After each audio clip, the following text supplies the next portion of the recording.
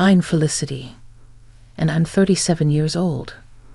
Let me tell you all about an experience I had and how I dealt with it swiftly, because I'm not the type of person to get played, unlike most of the stories I come across in this place.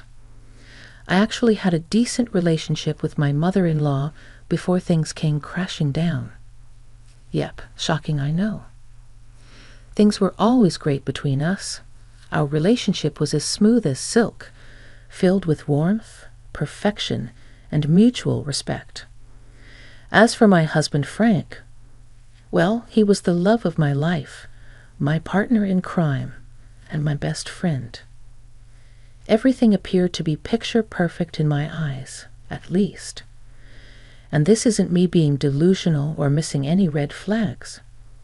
Sure, we'd have our arguments here, and they're like any other normal family. But in the end, all was well, and there was no indication that there was an issue of any kind. So I'm sure you can imagine just how shocked I was when this crazy story took place.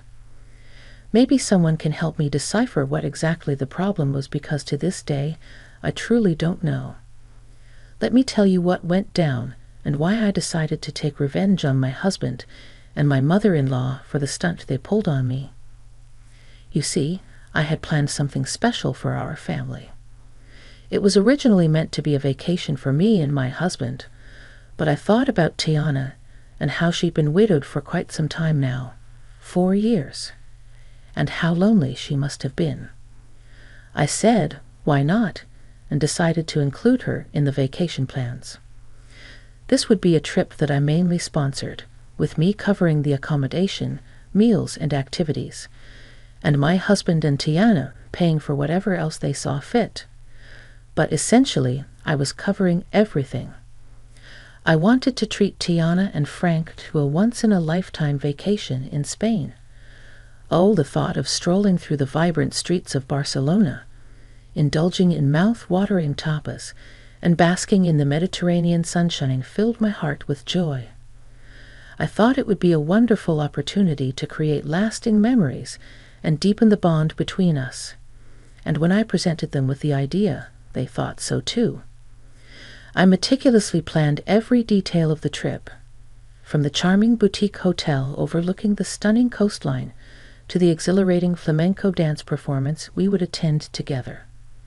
The excitement was palpable, and I couldn't wait to surprise Tiana and Frank with this grand adventure.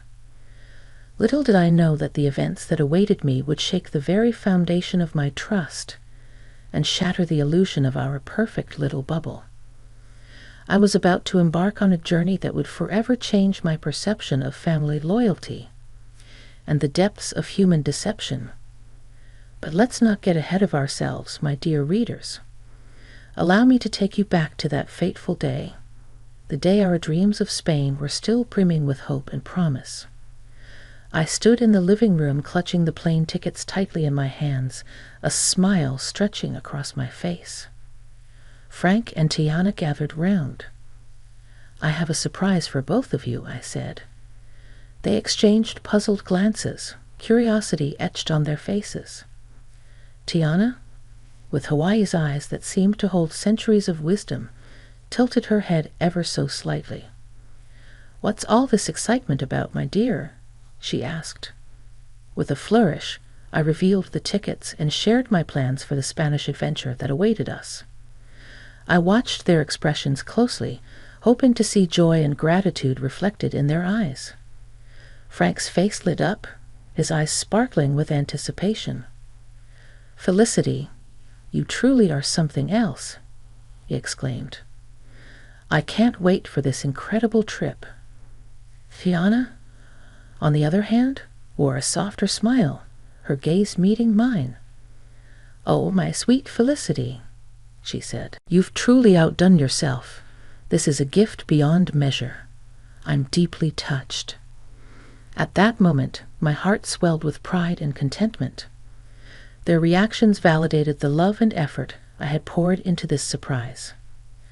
I had thought that this vacation would be the glue that bound us even tighter, that it would create unforgettable memories and strengthen the ties that already seemed unbreakable.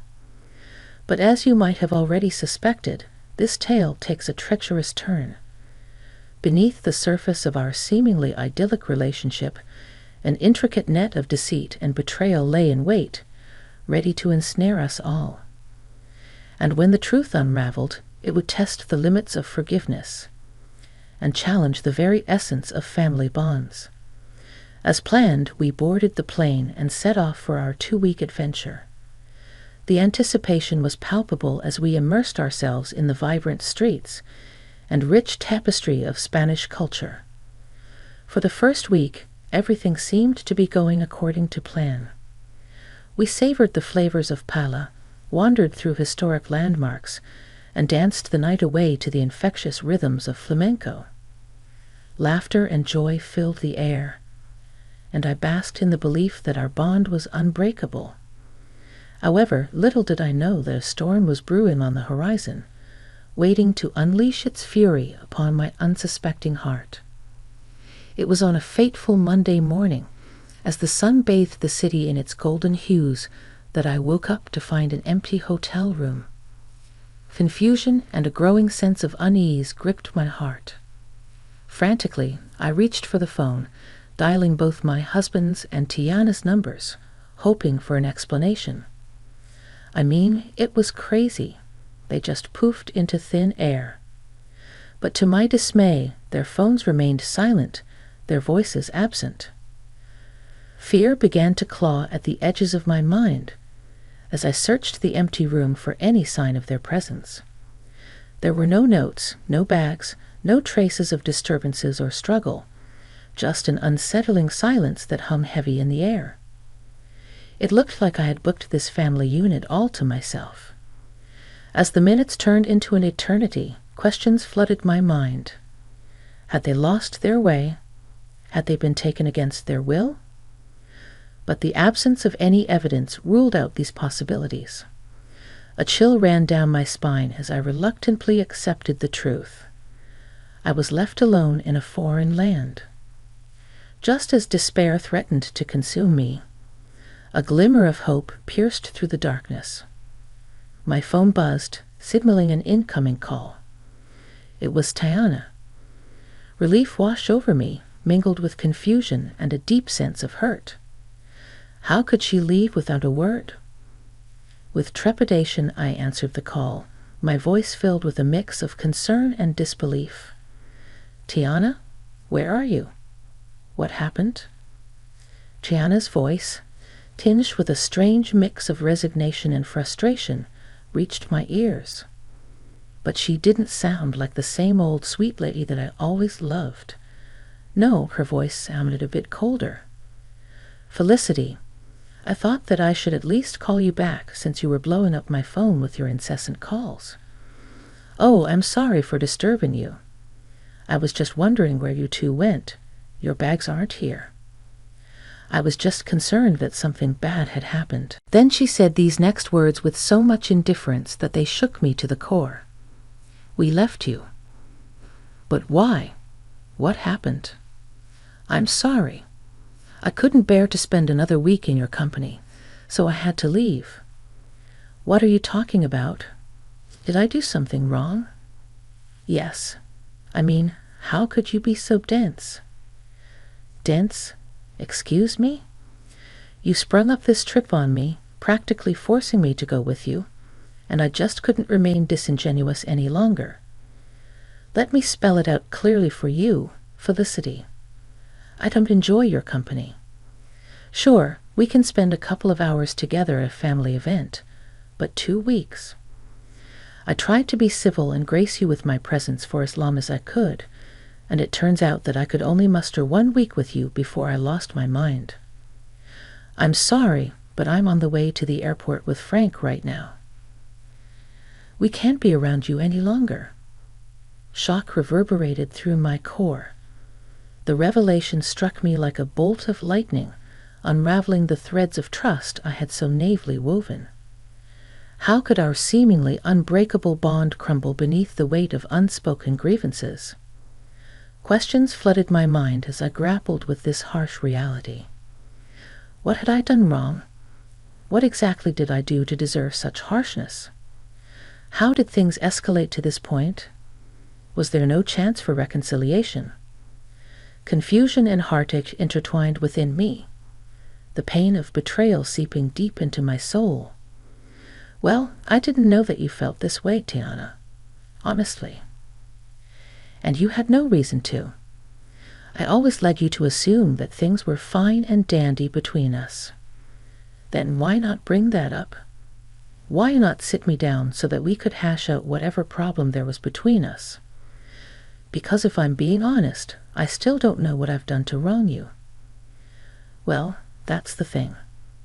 I just can't put my finger on it, but you just irk me. What? That's the most childish thing I've ever heard. You can't stand me just because of an inexplicable irk? Grow up, Tiana. I thought I offended you, or something, but I didn't do anything wrong, right? Well, not necessarily, but it doesn't matter. What matters is how I feel about you. And I feel that you're annoying, and I just can't stand being around you. If that's the case, then why did you say yes to coming with us on this trip? Because it was a free trip to Spain. No one's going to turn down that opportunity. But as the days went by, I grew more and more tired of your antics. What antics, Tiana?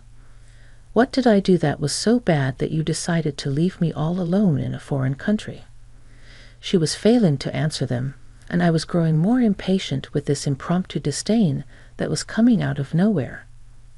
I was shocked, hurt, confused, and angry, but most of all, I was just sad. I had to inquire about my beloved husband and what he had to say in all of this. "Let me speak to Frank," I said casually and easily. Tiana passed the phone on to Frank, who I can assume was listening in on the entire conversation. He sounded just as indifferent and cold as his mother. "Hello. Really, Frank? You decided to leave me too." "I didn't leave you because I don't like you. I left because my mom needed me to take her home." "So you knew about all of this?" "Well, I mean, how long have you known about your mother's apparent hatred towards me?" "For some time now. I was hoping this trip would bring her closer to you, but I was wrong." "Okay, but what I'm failing to understand is why none of you approached me about this. We're all adults, aren't we? Meaning if there's an issue, we solve it.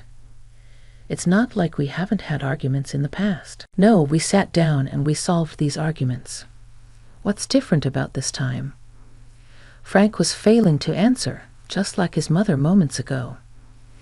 "The only thing I can safely conclude about this entire stupid debacle is that your mother hates me for a silly reason, which she knows isn't valid. Maybe she's jealous of me or something. Maybe I have something that she can't have, and she knows that she can't speak up about it without sounding foolish. So she's beating around the bush as to what exactly the problem is. Am I correct in assuming that?" I took their resounding silence as a big fat yes. "Well, I can say that I'm honestly shocked. I didn't know that you two felt this way about me. I hope you have a safe flight back home." I cut the call, pacing around the hotel room, still trying to wrap my head around what exactly the issue was. I began to stop wondering if what I did to deserve this treatment, but 37 years on this planet has taught me that sometimes people will hate on you for seemingly no good reason.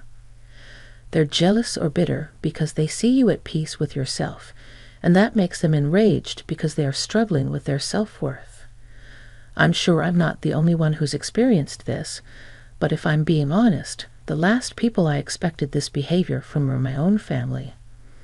After sobbing for some time, I had an epiphany.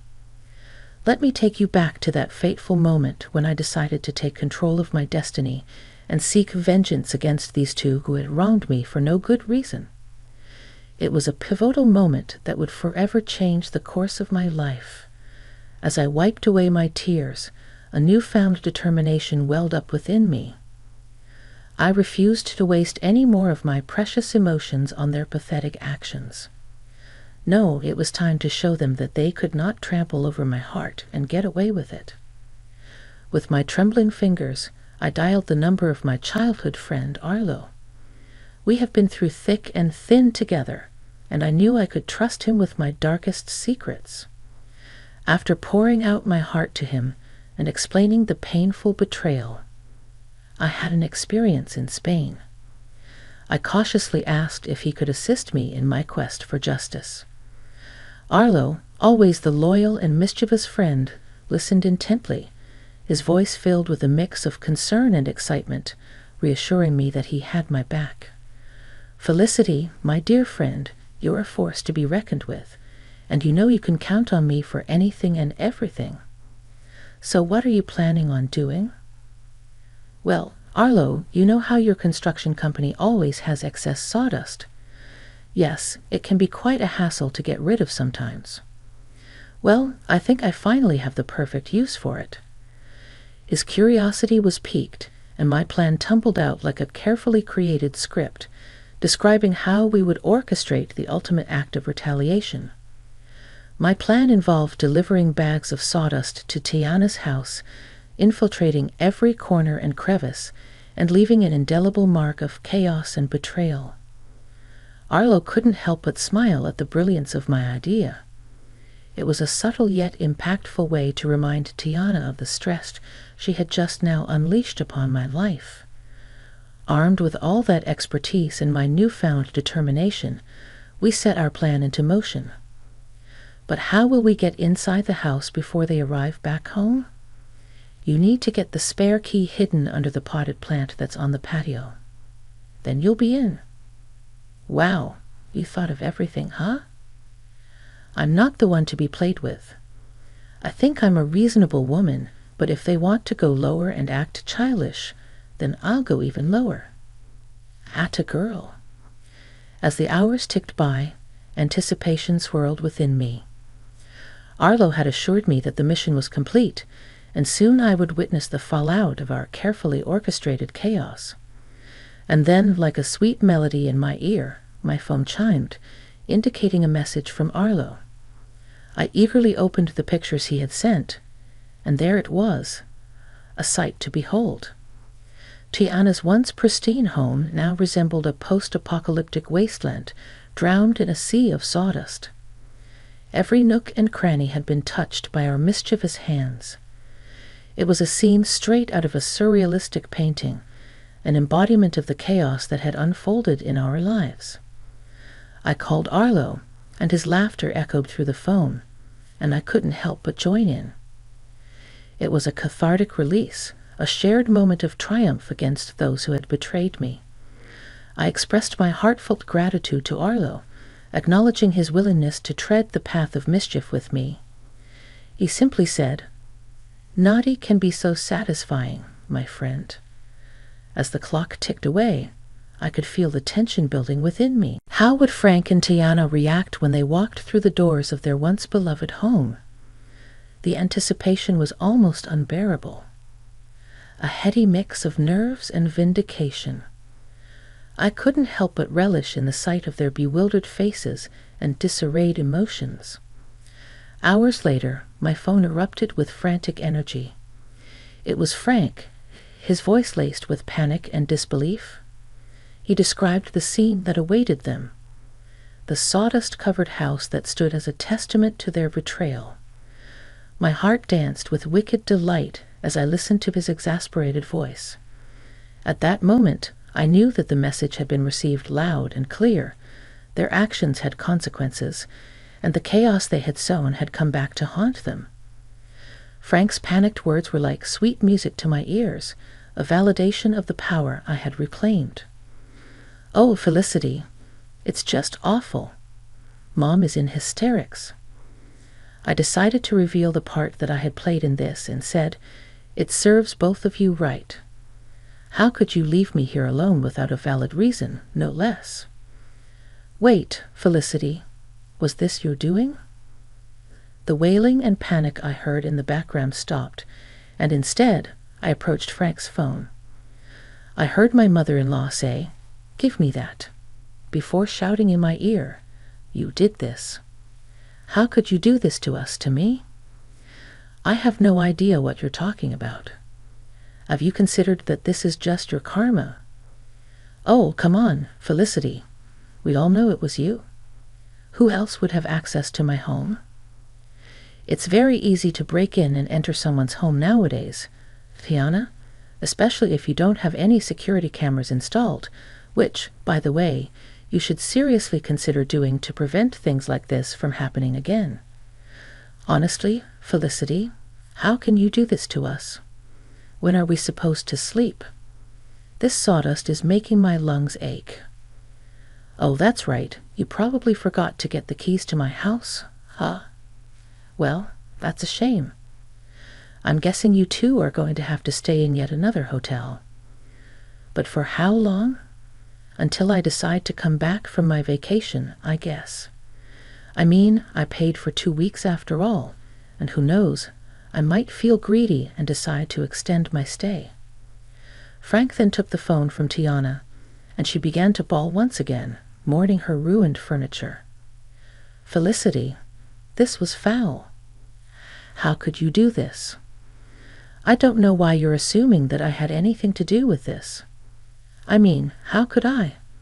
I'm currently relaxing in the Hotel Jacuzzi.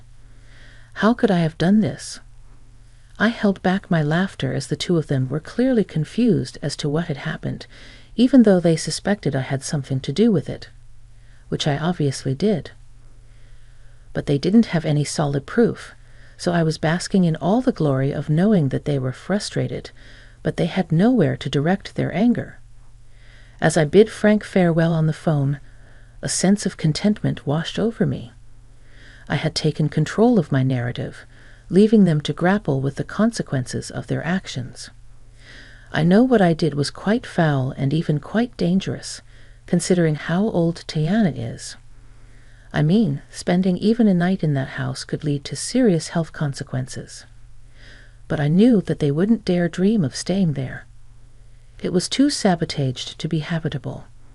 They just had to rely on staying in a hotel for a little bit longer, because I didn't want my money to go to waste. I stayed that extra week in Spain, enjoying the culture as I intended, whilst my husband and my mother-in-law were undoubtedly worried, trying to find a cleaning company that would take on such a daunting task. I didn't know how long it would take to get the house professionally cleaned, but I knew that in the meantime, my mother-in-law would have to stay with us in my home. And I know that she would just be irritated the whole time since she apparently can't stand my company. This should serve as a reminder to some of you all that some people need to learn the hard way, and if it just so happens that you can dish out your own justice, then by all means, go ahead and do it, and really give people something to be mad about.